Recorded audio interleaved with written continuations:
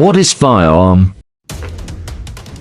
Firearm is a barreled weapon of any description from which any shot, bullet or other missile can be discharged.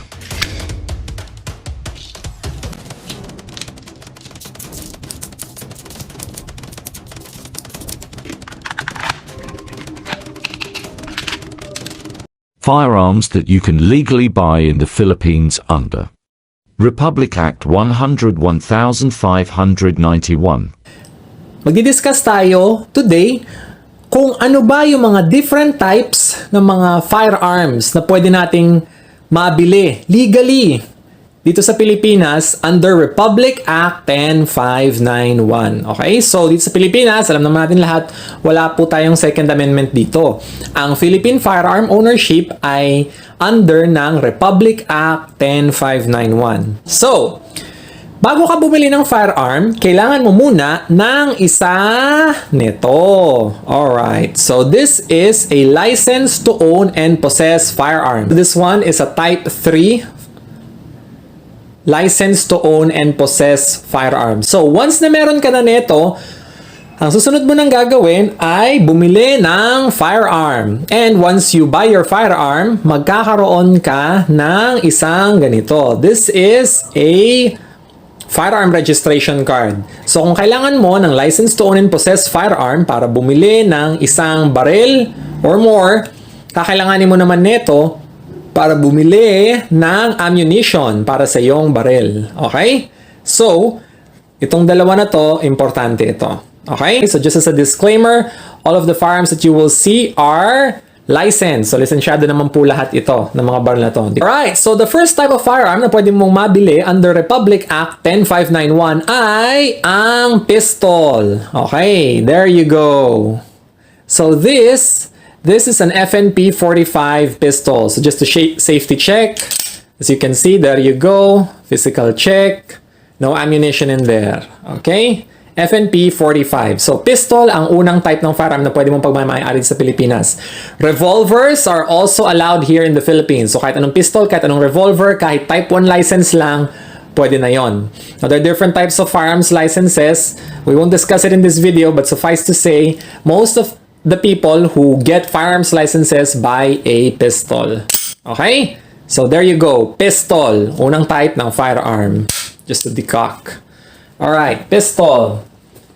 The second type of firearm na pwede nating mabili under Republic Act 10591 is the shotgun. Alright, so this is a 12-gauge Barathrum SPA 80 shotgun.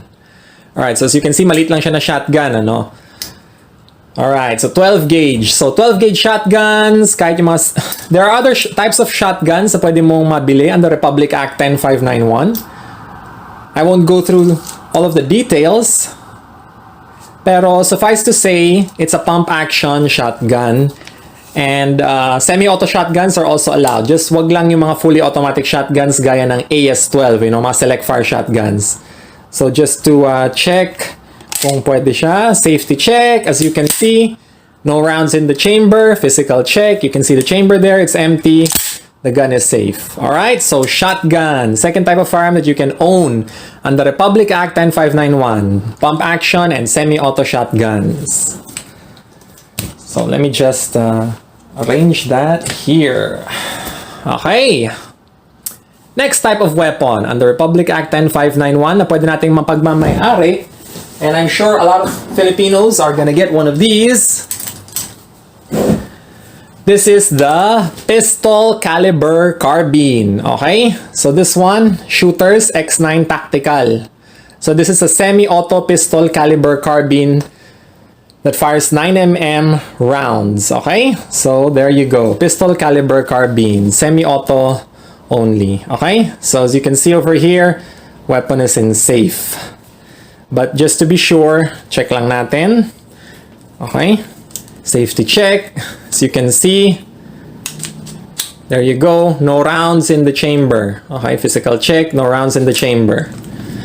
Alright. So, ang maganda kasi sa mga pistol caliber carbines is that pistol caliber carbines are more ergonomic to use and they make for very good short-range, shoulder-fired weapons, rifles. So, just to check this one out, this one has a red dot sight. Medyo nag-glare lang yung camera, but as you can see over there, there's the red dot. Okay? So, pwede natin siya lagyan ng mga red dots. So, very fun to shoot. And you can, usually, ginagamit natin to sa mga competitions. So, this is a shooter arms manufacturing X9. Now, ang X9, unfortunately, phased out na siya, no? So, maramdaman mo talagang tumatanda ka na pag yung mga barrel mo ay phased out na lahat. This is a very, very good example of what a pistol caliber carbine is. Nowadays, pistol caliber carbines come in the form of AR9s na mabibili natin sa firearms market dito sa Philippines. So, ito yung mga AR9s, ano? So, you can look that up. And yung mga X9 na ganito, na-phase out na siya. So, anyway, pistol caliber carbines, another type na pwede mong pagmamayari sa Philippines. We also have yung mga types ng Keltec Sub 2000. Okay? And yeah, so very good rifle for kahit mga siguro 25 meters and beyond, up to mga 100, okay na okay talaga tong mga pistol caliber carbines. So, shooting one of the pistol caliber carbines at up to 150, kaya naman siya. So, 9mm. Okay? So, there you go. Pistol caliber carbines. Second type of firearm na pwede mong i-own. Third type of firearm na pwede mong i-own sa Philippines. Okay, so finally, we're gonna be talking about the last type of firearm that you can own in the Philippines. You have the semi-auto rifle. Okay, so this is a UDMC PVAR semi-auto rifle. Okay, so 5.56 caliber. Okay, so just to check, no rounds in the magazine. Safety check lang natin just to be sure.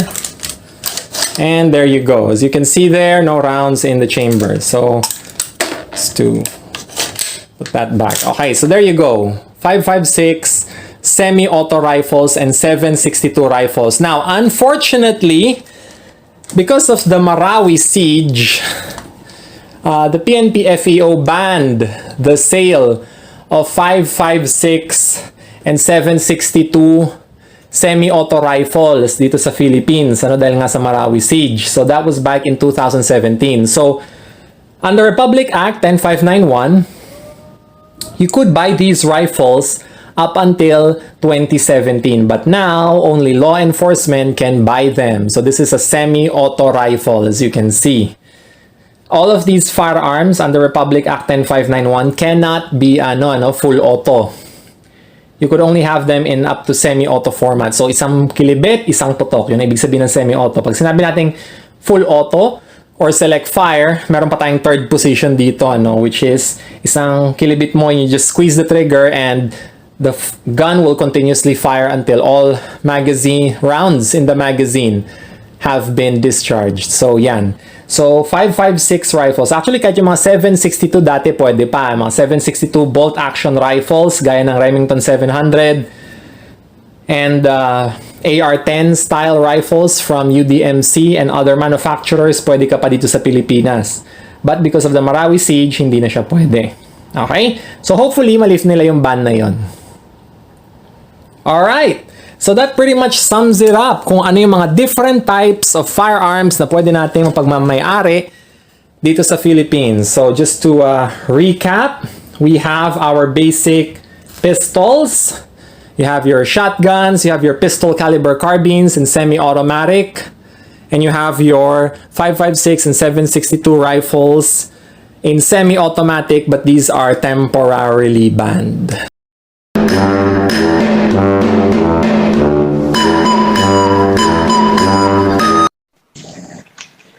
Okay, now let's talk about the bullets cartridge. So a single unit of ammunition for a firearm is called cartridge and consists of 4 parts: the case, the bullet, the propellant, the primer. The primer is composed of an impact and friction sensitive explosive that is used to ignite the propellant. The propellant is a chemical compound or mixtures that is capable of a combustion and it's used to impact motion to the bullet. The bullet is the actual projectile that will leave the weapon and hit the target. and the case keeps all these components together. So after pulling the trigger, the primer material detonates, leading to combustion of the propellant, and the propellant led the bullet to leave the muzzle. There are many types of bullets, as you can see in these slides. On the left, you can see pistols and revolver bullets that are usually considered as low velocity, and also you can see a high velocity full metal jacket projectile that is typically used in military weapons. But what exactly happens inside the chamber? Internal ballistics is the division of ballistics that studies the combustion of propellant, the pressure developed, and the motion of the projectile along the bore of the gun. Internal ballistics is a very large topic and entails a complex physical and chemical process. When the trigger is pulled, the firing pin strikes the cartridge, causing the tiny amount of compound within the primer to explode. This explosion burns the propellant, commonly smokeless gunpowder, causing a buildup of gas inside the cartridge. As heat and pressure increase from the burning powder, the rate of combustion increases. When the pressure exceeds the amount of friction holding the bullet in place, the bullet will begin to move. Once the pressure is high enough, the bullet is shot into the bore. Rifles and handguns have grooves cut on the inside of the bore called rifling. Rifling enables the bullet to spin as it accelerates through the barrel, which contributes to accuracy. Bore and rifling measurements are specific to caliber, which is why it's always critical to use the correct ammunition. As the bullet travels down the barrel, the pressure behind it begins to decrease, but not completely disappear. When the bullet leaves the muzzle, the pressure from the gas expands dramatically, creating a pressure wave in the air which causes a loud bang. At the same time, the pressure causes burning powder to be expelled with the bullet, which creates the muzzle flash. But what actually happens to the bullet when it reaches the point of impact? Terminal ballistics is the study of how a projectile behaves and the transfer of kinetic energy when it hits the target. This subject is particularly important for hunters. Ethical hunters desire a quick and humane kill, which is determined by the wound cavity. There are two types of cavities, primary and temporary. The primary cavity is the initial hole in the target made by the bullet. This hole is the same diameter as the bullet and results from penetration and expansion. When a bullet hits soft tissue, the tissue attempts to absorb the bullet's energy. This creates an impact crater that stretches until the bullet is able to penetrate the tissue. As the bullet continues to travel, the tissue is stretched beyond its elasticity, making it become cut and torn before it tries to return back to normal position. This forms the temporary cavity. Primary and temporary cavities are impacted by many factors, one of which is bullet design. Bullets designed with heavier jackets, such as full metal jackets, have little expansion but penetrate deeper, making them ideal for target practice and plinking. Soft point, where the lead core is exposed at the tip, are ideal for hunting large game due to their medium expansion and small fragmentation. Meanwhile, bullets with lighter jackets, such as hollow point bullets, don't penetrate as deeply but quickly expand. This limits overpenetration by creating a wider primary cavity and an increased temporary cavity, making them perfect for law enforcement, self-defense, and hunting small game.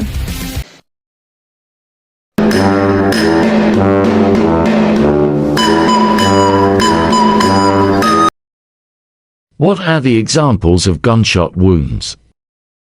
Here we have an entry wound. It is what we would call a keyhole defect, and I'll explain that later, but essentially what you see is it kind of looks like an old-timey keyhole. This was created by the projectile coming in here, but it hits at an angle and catches this wall kind of edge on. So it penetrates here, catches this, and breaks off this little spur. So it does have a little bit of outward spall, even though it's an entry wound. Here we've got a first wound. This is probably the first wound. This is probably the second. It's hard to tell. There's no radiating fractures to let me know for sure. Then we have our exit wounds. Look at how much larger this is. Again, here the brain has acted like our ballistic gelatin, causing that explosive force. So the brain, just like the ballistic gelatin in here, explodes out in a much larger area. Close contact. Here you guys can see the main bullet hole, radiating fractures, And here, do you see all this? This is burning. That's burning from the hot gases leaving the muzzle. They're actually underneath the skin, so they burn the skull. The skin would have been on top of this, so the bullet makes the hole. Then, between the skull and the flesh, the gases push underneath, and it leaves this burn mark. This is a contact wound, meaning the muzzle was up against this person's skull. In loose contact wounds, the muzzle is still in contact with the skin, but the gun is only leaning against the skin, so there is no hard contact with the skin. And after discharging, the expanding gases and the bullet indent the skin, creating a temporary space between the muzzle and the skin surface. This temporary space allows the gunshot wound residue to escape from the barrel and spreading on the skin surface more or less circumferentially around the central defect. Near contact or close contact range wounds, the weapon is not at a contact with the skin, but it is held at a very short distance from it. So after the discharge, the smoke and unburned propellant particles comes out from the weapon and hit the skin, creating the so-called powder stippling. The entrance wound is usually surrounded by soot deposition, powder stippling, and shows the results of the thermal effect, as you can see here in this picture.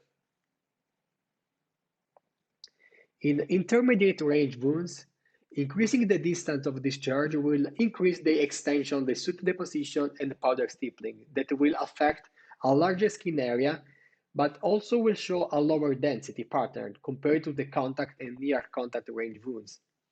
So when the distance becomes too much, soot deposition will disappear. And the hallmark for an intermediate range wound is the presence of powder stippling.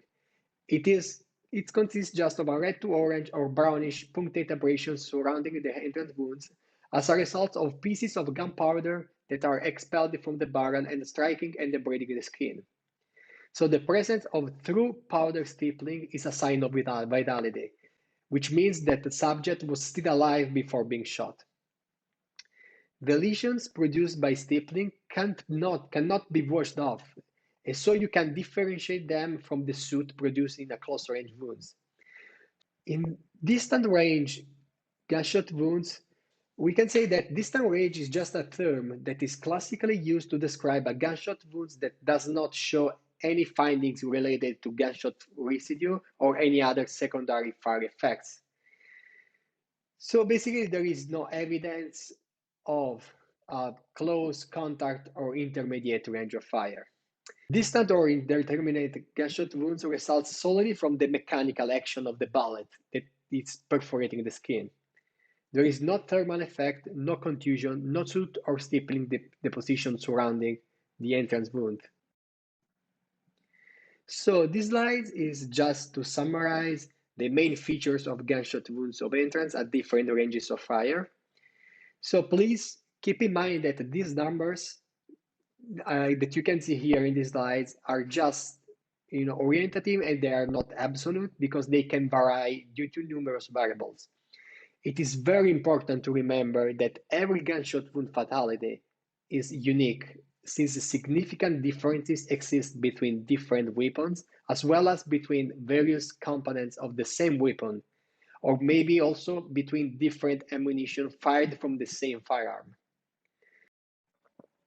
You can see here the first figures is a hard contact wounds that can result in a muzzle-shaped appearance or in a irregular star-shaped appearance. Then we have a near contact wounds. You can see like that there is dispersion of soot just surrounding the entrance gunshot wound.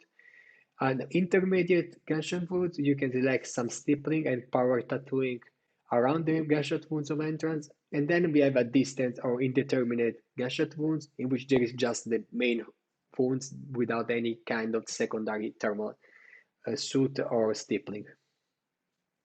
So these are two examples of exit wounds that shows an irregular star-shaped appearance on the left and a regular oval shape on the right. So the right one can be sometimes mistaken for a distant or indeterminate range entrance wound, but note that there is no abrasion color and they are averted skin tags that are features of an exit wound. Here we are going to summarize the features that can help in differentiating between entrance and exit wounds. So entrance wounds can be described as having oval to circular, punched out, clean appearance to them with an abrasion ring that can be generally be seen. Exit wounds can be described as larger, more irregular, with the absence of abrasion ring. Though these are generalities, we should remember that can be exit wounds that have irregularly shaped abraded areas of the skin, as well as there can be entrance wounds that can be without abrasion ring or that can be very irregular in shape.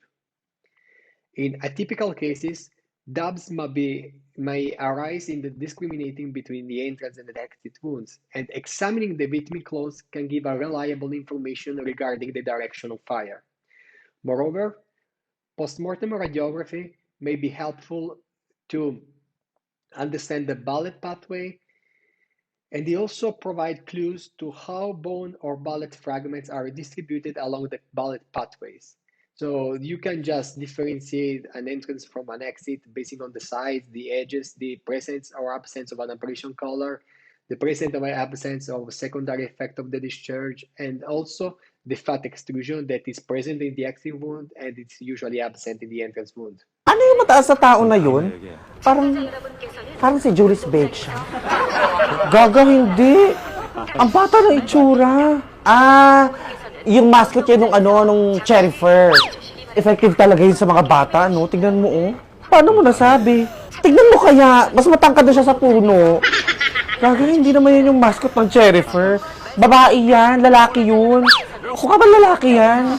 Babae yung itsura yung may tali yung buhok. Baka naman kasi nakaka-change din ng hormones yung Cherry Fur, kaya naging ganyan yung itsura niya. Yun yung mascot ng Cherry Fur. Tigilan mo ako. Paano ba tong laro na to? Ewan ko. Squid Game daw? So ano mangyayari? Kailangan nating pumunta dun sa babaeng nakalimutan magkilay. Tapos, ligtas na tayo. Yun lang? Diyos ko, dali naman pala na tong Squid Game na to. O mag-ready na kayong... 씨발. 5분 안에 술래의 눈을 피해. 그럼. 무궁화 꽃이 피었습니다. 324번.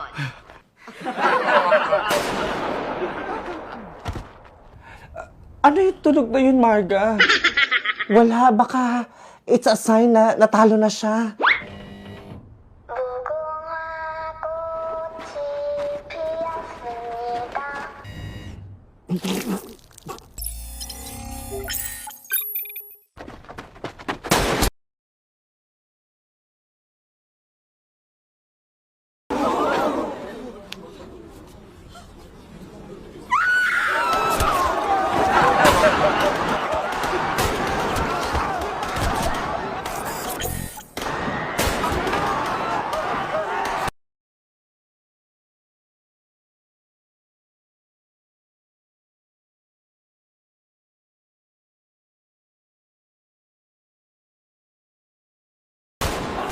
Marga, bakit may barilan dito? Mali yata yung napasuka nating laro. Hindi yata to Squid Game. Ang probinsyano yata to. Panay barilan. Diyos ko po. Huwag kayong gagalaw. Baka sumabog yung mga bungo nyo. 다시 한번 말씀드립니다.